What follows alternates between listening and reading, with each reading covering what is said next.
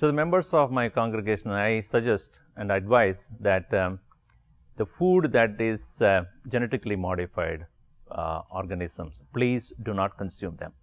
For you to do that, you should first of all know that this product has GMO. So for that, they have to label it. To label that, you have to say yes to Prop 37. So make sure that you are aware of what you are eating, and that's possible only when you have the label on the food. In my understanding, GMO should be God-made objects.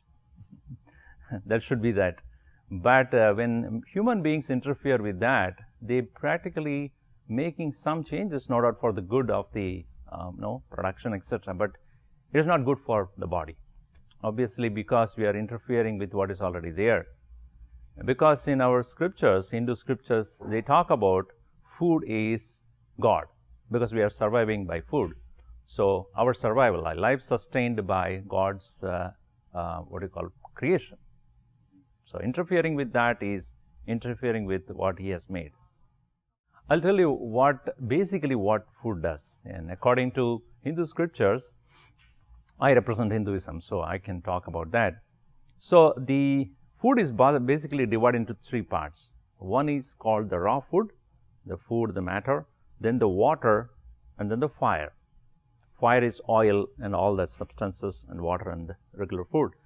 So they say that the food has three parts to it, anything that you eat. One is the gross portion of it, the middle, and the subtle. So the gross portion of it becomes your body like muscles. So the raw food that you take, the gross part of it becomes a fecus, and the middle part of it becomes your muscles, and the subtle part of the food becomes your mind. Similarly, the water that you take, the gross portion becomes urine, and the middle portion becomes the blood, and the subtle portion is your breathing.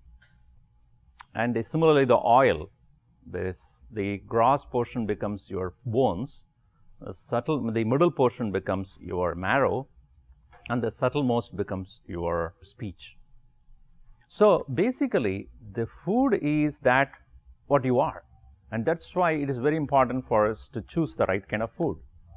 And when we do not know what we are eating, it will affect the entire personality. In Ayurveda, the very word Ayur means life.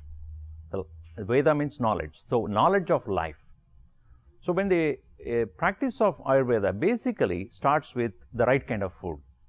It's more than taking a medicine. They say this is the right kind of food for your body. So a lot of emphasis is given what kind of food you have to eat when you're sick to get better. Also how you should cook or how much you should cook to get better through eating the right food. So when certain such modifications in the very structure of the very food is done, we have no clue about whether it is right thing to eat at all or not. So Ayurveda can fail in that respect, because they may say this is the kind of food that you should eat, but the food itself, that fruit itself is wrong. So basically we are eating poison which is coming in the form of fruits, coming in the form of vegetables, grains, thinking that they are good for our body, but we are actually harming ourselves. So surely, the practitioners of Ayurveda would object in a larger number, and I'm sure they will all would like to make sure that food that they recommend should have GMO free.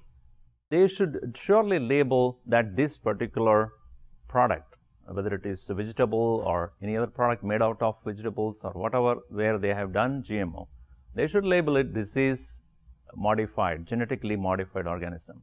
Like they do organic, they put the label, which we are sure that okay, this is something which I can eat, it's healthy. What is not healthy also should be labeled as much. Like in cigarette packets, they write, right, it is injurious to your health, it will cause cancer, so then you can choose to take it or not.